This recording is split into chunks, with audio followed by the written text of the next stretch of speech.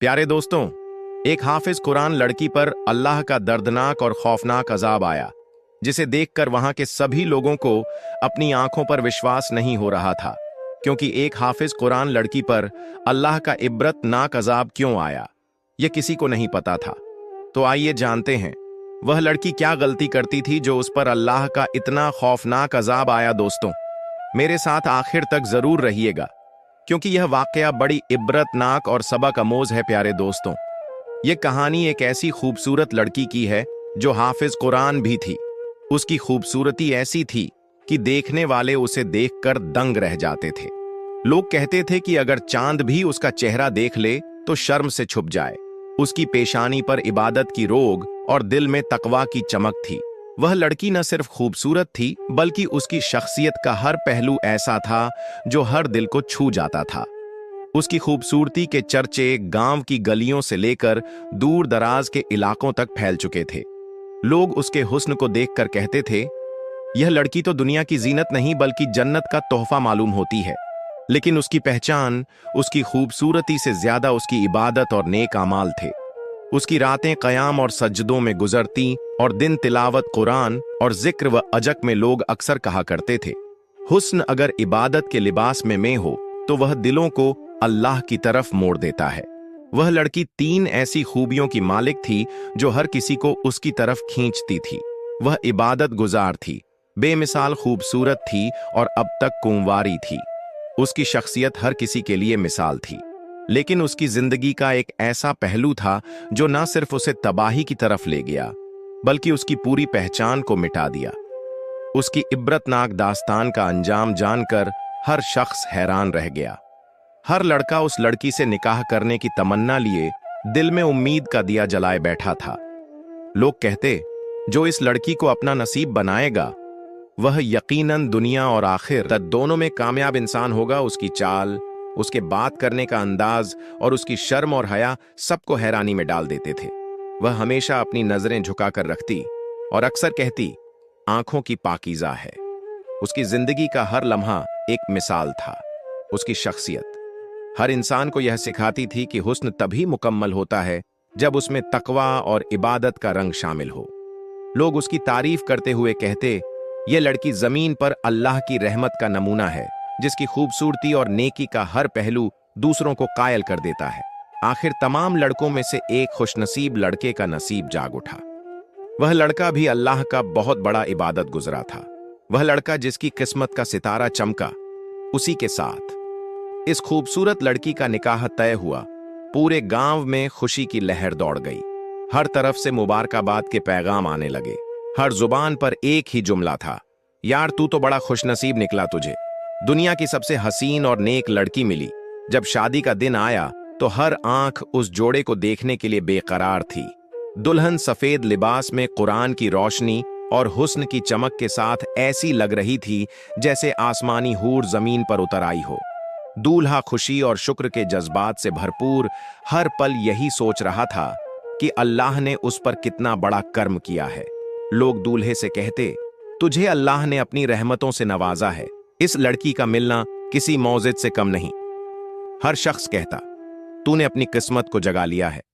यह लड़की न सिर्फ खूबसूरत है बल्कि नेक भी है, और ऐसी बीवी हर किसी को नसीब नहीं होती। खैर, जब दूल्हा कमरे के अंदर दाखिल हुआ तो दुल्हन पलंग पर बैठी हुई थी। उसकी नजरें शर्म से झुकी हुई थीं, जैसे कोई चांद अपनी रोशनी छुपाए बैठा हो। कमरे में मुकम्मल सुकून था। दुल्हन के लिबास की खुशबू और माहौल की खामोशी ने हर चीज को खास बना दिया था। दूल्हा आहिस्ता आहिस्ता कदम बढ़ाते हुए दुल्हन के करीब पहुंचा। उसके दिल में खुशी और जज्बात का एक तूफान था। वह अपने आप से कह रहा था, आज से यह मेरी जिंदगी की साथी है, मेरा सुकून, मेरा सहारा है। दूल्हा उसके करीब बैठा और नर्म लहजे में बोला, ऐ मेरी शरीक हयात, मैं तुमसे वादा करता हूं कि हमेशा तुम्हारे साथ रहूंगा, तुम्हें हर खुशी दूंगा और तुम्हारे दुखों को अपने दिल पर सहूं। मैं तुम्हारी इज्जत करूंगा और तुम्हारे माँ बाप की खिदमत उसी तरह करूंगा जैसे अपने वालिद की करता हूं। जिंदगी की हर आजमाइश में हम साथ रहेंगे और तुम्हें कभी अकेला नहीं छोड़ूंगा।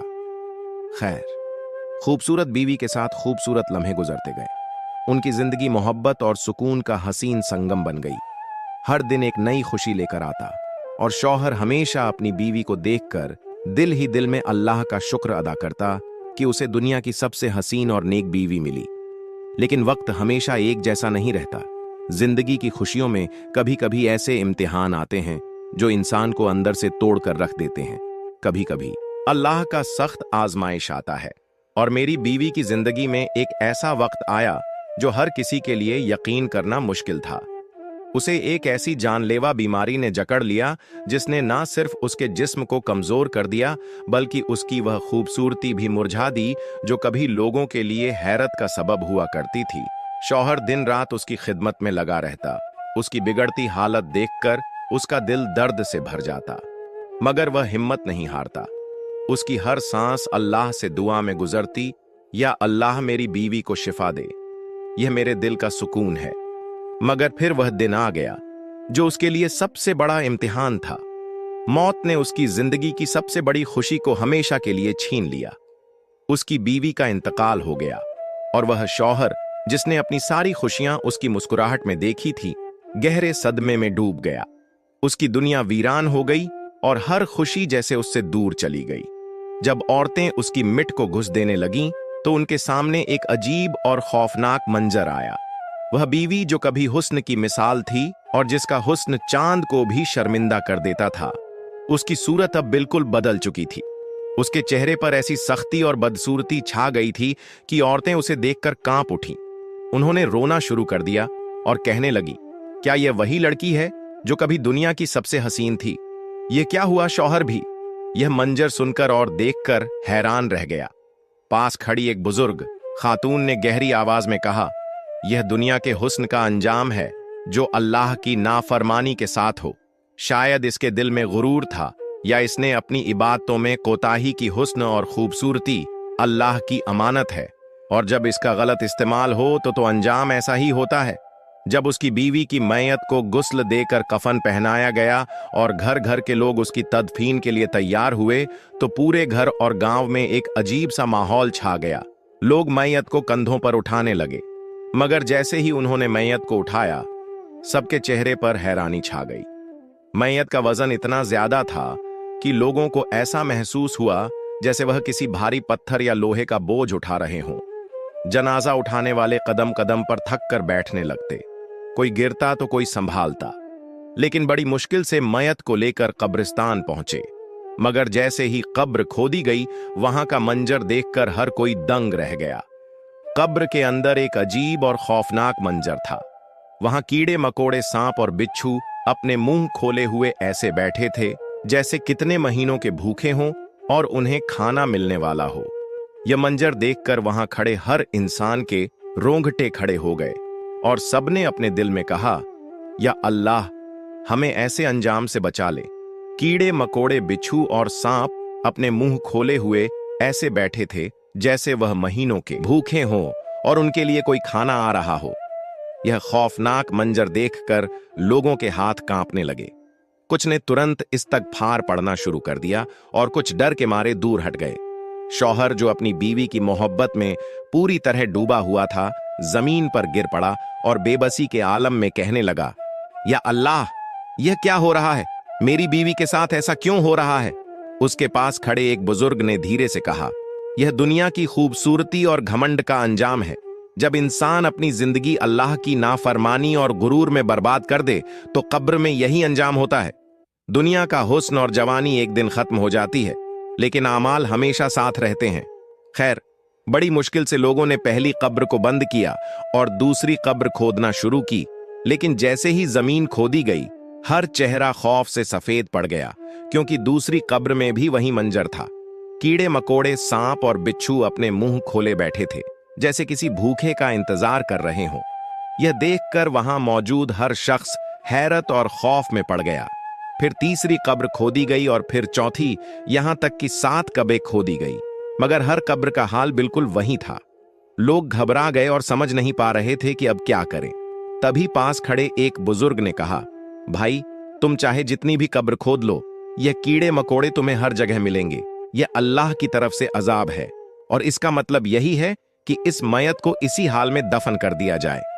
यह सुनकर लोगों ने कांपते हुए सिर हिलाया और डर के मारे जल्दी से मैयत को दफनाने की तैयारी करने लगे।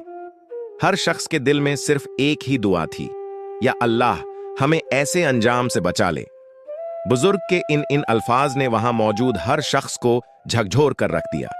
हर कोई सोच में पड़ गया, लेकिन बुजुर्ग के मशवरे पर अमल करते हुए लोगों ने तदफीन किया।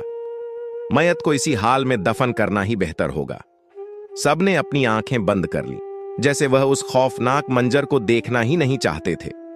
बड़ी जल्दी जल्दी मैयत को कब्र में रखा गया, मिट्टी डाली गई और हर कोई खौफ के मारे वहां से दूर भागने की कोशिश कर लगा। लोग कब्रिस्तान से घर की तरफ दौड़ रहे थे, लेकिन अचानक पीछे से शौहर ने बुलंद आवाज में सबको पुकारा, ऐ भागने वालों, ठहरो, पहले यह तो जान लो कि मेरी बीवी की कब्र के अंदर अजाब की वजह क्या है। आखिर कौन से गुनाहों ने उसकी तमाम इबादतों को झाया कर दिया और उसे दुनिया और आखिरत में जलील और रुस्वा कर दिया। यह सुनकर सबके कदम ठहर गए। हर कोई हैरान और मुतज़ेंस पूछा, बताओ वह कौन से गुनाह थे जो उसने इतने शौक से किए, जिन्होंने उसकी दुनिया को भी बर्बाद किया और आखिरत को भी तबाह कर दिया। शौहर ने सबको करीब आने के लिए कहा। जब सब लोग उसके पास जमा हो गए तो उसने कहा, ऐसा करो, अपनी अपनी औरतों को भी बुला लो ताकि वह भी यह बातें सुन सके और सबक हासिल कर सके। शौहर के इस हुक्म पर लोग अपनी बीवियों को बुलाने चले गए और थोड़ी ही देर में वहां हर शख्स और उसकी की औरतें जमा हो गईं। माहौल खामोश और खौफनाक था और हर कोई यह जानने के लिए बेचैन था कि आखिर वह गुनाह क्या थे जो इतनी बड़ी तबाही का सबब बने। यह बात सुनकर मर्दों ने अपनी बीवियों को बुलाया और थोड़ी ही देर में सब औरतें वहां जमा हो गई। शौहर ने सब लोगों और औरतों को मुखातिब करते हुए कहा, लोगों सुनो और समझो, मेरी बीवी की खूबसूरती, उसकी इबादत और उसका हुस्न सब जाया हो गया, क्योंकि उसने 5 ऐसे गुनाह किए जो न सिर्फ अल्लाह की नाराजगी का सबब बने, बल्कि उसके तमाम आमाल को भी बर्बाद कर दिया। मैं तुमसे सिर्फ इतना कहूंगा कि अपनी औरतों से कहो कि चाहे कुछ भी हो, वह अपने शौहर को यह 5 जुमले कभी ना बोले। औरतों ने फौरन कहा, जल्दी से बताइए वह कौन से 5 जुमले हैं जो हमें अपने शौहर को नहीं बोलने चाहिए। शौहर ने गहरी सांस ली और आंसुओं से भरी आवाज में कहा, मेरी बीवी की सबसे बड़ी गलती यह थी कि वह बातों बातों में मुझे मेरी गरीबी के ताने देती थी। वह कहती थी, तुम गरीब हो और मेरे मायके वाले अमीर हैं, उन्होंने मेरे साथ जुल्म किया, मुझे तुम्हारे जैसे निकम्मे और गरीब आदमी से बांध दिया। उसका यह जुमला मेरे दिल की गहराइयों तक मुझे चोट पहुंचाता था। हर बार मैं यह सुनकर टूट जाता था। इबरतनाक बीवी का शौहर के इन अल्फाज ने वहां मौजूद हर इंसान को सोचने पर मजबूर कर दिया। औरतें शर्मिंदगी के आलम में अपने दिलों में माफी मांगने लगीं और सबक हासिल करने की कोशिश करने लगी। माहौल पर खामोशी छा गई और सबको उस बीवी की नाकामियों का एहसास होने लगा। मैं सारी रात यह सोचकर रोता था कि मेरी बीवी मुझे मेरी गरीबी की वजह से हकीर समझती है, हालांकि मैं अपनी इस्तिता के मुताबिक उसकी हर जरूरत पूरी करने की कोशिश करता था। उसके यह ताने मेरे दिल को छलनी कर देते थे और मैं अल्लाह के सामने शिकवा करने पर मजबूर हो जाता था कि या अल्लाह, मैं कब तक यह ताने सुनता रहूंगा। शौहर ने कुछ देर रुककर फिर कहा, मेरी बीवी का दूसरा जुमला यह था कि जब मैं पूरे दिन उसके लिए काम करता, सख्त मेहनत मजदूरी करके शाम को थका हारा घर लौटता, तो वह कभी मेरे लिए नर्म लहजे में मेरा इस्तकबाल नहीं करती थी। मैं सोचता था कि वह मेरी मेहनत को सराहेगी, लेकिन वह मुझे देखते ही ऐसे जुमले बोल देती थी जो मेरी कान को और बढ़ा देते थे। वह कहती, तुमसे तो कोई काम ढंग से नहीं होता, तुम्हें कुछ भी करना नहीं आता। उसके यह अल्फाज मेरे दिल पर बोझ डाल देते थे और मैं पूरी रात अल्लाह से फरियाद करता था कि या अल्लाह, यह कैसी आजमाइश है। शौहर ने अपनी बात जारी रखी और गहरी सांस लेते हुए कहा, मेरी बीवी का तीसरा जुमला यह था कि वह मेरे माँ बाप को गालियां देती थी। वह उन्हें पसंद नहीं करती थी और उनके बारे में ऐसे अल्फ इस्तेमाल करती थी जो मैं किसी दुश्मन के लिए भी नहीं कह सकता। मैं अपने माँ बाप का बहुत इज्जत करता था, लेकिन जब वह उन्हें बुरा भला कहती तो मेरा दिल खून के आंसू रोता था। मैं सोचता था कि जिस माँ ने मुझे पाला, जिस बाप ने मेरी परवरिश की, उनके लिए वह इतनी बेरहम क्यों है। शौहर की बातें सुनकर वहां मौजूद हर शख्स और औरतें सोच में पड़ गए। हर किसी के दिल में गुनाहों का एहसास और तौबा का जज्बा जाग उठा। माहौल खामोश हो गया और हर कोई यह समझने लगा कि अपने अल्फाज और रवैये का असर दूसरों की जिंदगी पर कितना गहरा होता है। यह कहकर शौहर ने सर झुका लिया और कहा, यह जुमले न सिर्फ मेरे दिल को जख्मी करते थे, बल्कि यह मेरी जिंदगी को बेकरार और बेसुकून बना देते थे। शौहर ने गहरी सांस ली और कहा, मेरी बीवी का चौथा जुमला यह था कि वह हर उस बात पर मेरी नाशुक्र करती थी जो मैं उसकी मोहब्बत और मेहनत से करता था। मैं उसके आराम और खुशियों के लिए हर मुमकिन कोशिश करता था, लेकिन वह मेरे हर एहसान को भूल जाती थी। वह कहती, तुमने मेरे लिए किया ही क्या है। यह अल्फाज मेरे दिल को छलनी कर देते थे और मुझे ऐसा महसूस होता था जैसे मेरी सारी मेहनत बेकार चली गई ना। शुक्र इंसान की सबसे बड़ी कमजोरी होती है और मेरी बीवी इस बीमारी में मुब्तला थी। फिर शौहर ने कांपते हुए कहा, मेरी बीवी का पांचवा जो जुमला सबसे ज्यादा तकलीफ देह था, वह अपने हुस्न पर गुरूर करती थी, अपने हुस्न पर नाज करती थी। वह कहती, मेरी खूबसूरती की वजह से तुम खुशकिस्मत हो, वरना तुम जैसे के नसीब में तो कुछ भी नहीं आ सकता था। लोगों याद रखो, तकब्बल अल्लाह ताला की चादर है और जो इस चादर को खींचने की कोशिश करता है, अल्लाह उसे दुनिया और आखिरत में जलील कर देता है। यही वह तकब्बुर है जो कब्र में कीड़ों और बुरी हालात का शिकार बना देता है। उसके तकब्बुर को उसकी शान और हुस्न में कमी कर दी जाती है और उसका हुस्न आखिरत में उसके लिए बवाल बन जाता है। शौहर की बातें सुनकर हर किसी के दिल में खौफ और शर्मिंदगी का एहसास जाग उठा। औरतें अपने अल्फाज और आमाल पर सोचने लगीं और हर कोई अल्लाह से तौबा करने की दुआ करने लगा।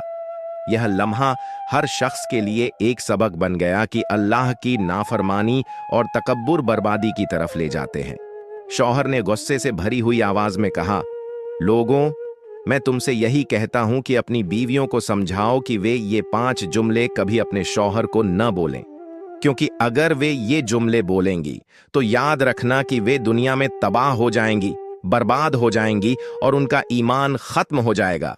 उनकी कब्र जहन्नम के गड्ढों में से एक गड्ढा बन जाएगी।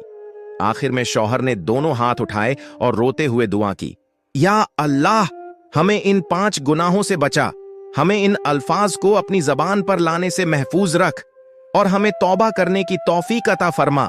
ए अल्लाह, हमें ऐसी जिंदगी अता कर जो तेरे हुक्म के मुताबिक हो और हमें ईमान के साथ दुनिया और आखिरत में कामयाबी नसीब फरमा।